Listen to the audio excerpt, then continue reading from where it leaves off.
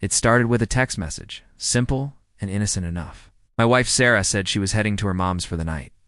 Her mom had been feeling a bit down, and Sarah wanted to cheer her up. I told her that was sweet, to give her mom my love, and that I'd see her tomorrow.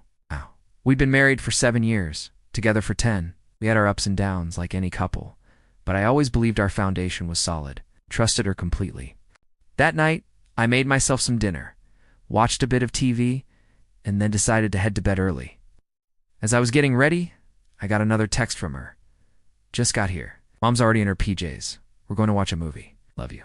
I smiled, typed back love you too, and plugged my phone in. But as I did, a notification popped up from our shared family app. It's one of those things we got for emergencies to see each other's location. Mostly we used it to see if the other person was stuck in traffic on the way home. I usually ignored it, but for some reason, this time, I tapped it open. The little icon showing Sarah's location wasn't at her mom's house. It was on the other side of town in a residential area I didn't recognize. My heart started pounding. It had to be a mistake, right? A glitch in the app. GPS can be weird sometimes. I refreshed it. Still there. I closed the app and reopened it. Same spot. A cold knot formed in my stomach.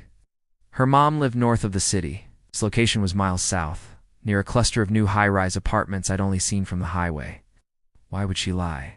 It made no sense. I tried to rationalize it. Maybe she stopped to get something for her mom. But at this hour, why not mention it? I couldn't sleep. Every possible explanation that ran through my head was immediately shot down by a wave of doubt. Trust I thought was unbreakable suddenly felt like thin ice cracking under my feet. I thought back over the past few months. Sarah had been a bit distant, more time spent on her phone, smiling at texts she'd quickly hide if I walked into the room. She'd been working late more often, blaming a big project at her marketing firm. I'd accepted it all without question because I loved her. I trusted her. Was I a fool? Around 2 a.m. I couldn't take it anymore. I needed to know. I opened the app again. The icon was still there, stationary in that same building. An overwhelming, sickening feeling washed over me. This wasn't a glitch. This wasn't a quick stop for groceries. She was there for the night.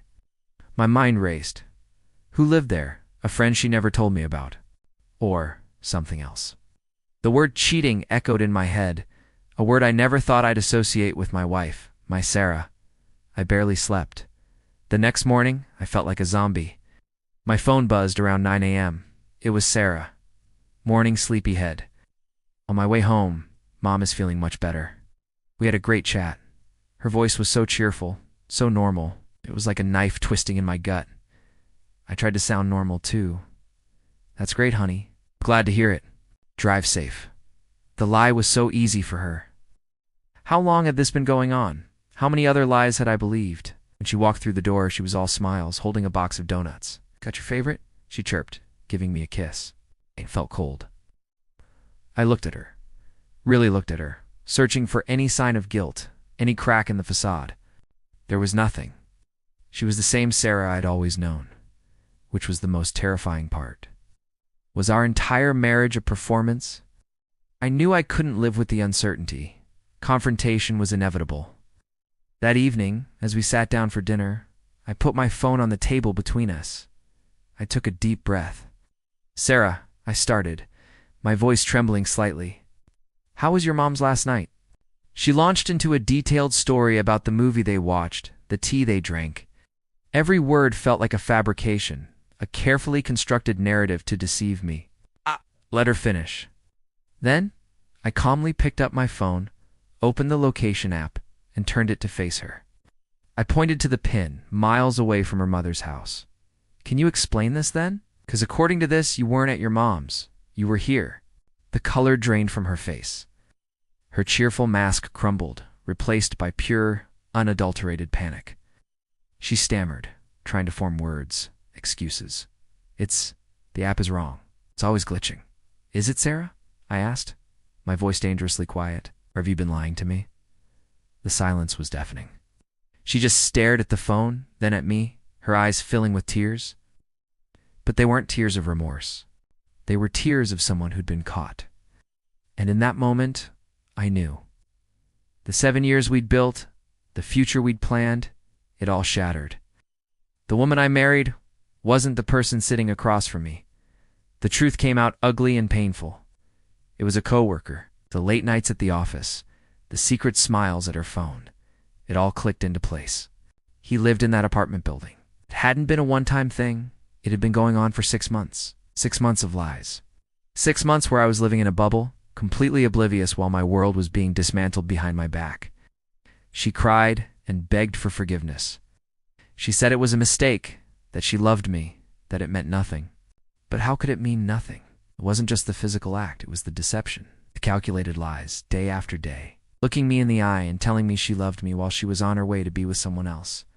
Trust once broken so completely is almost impossible to rebuild. It's like a shattered mirror.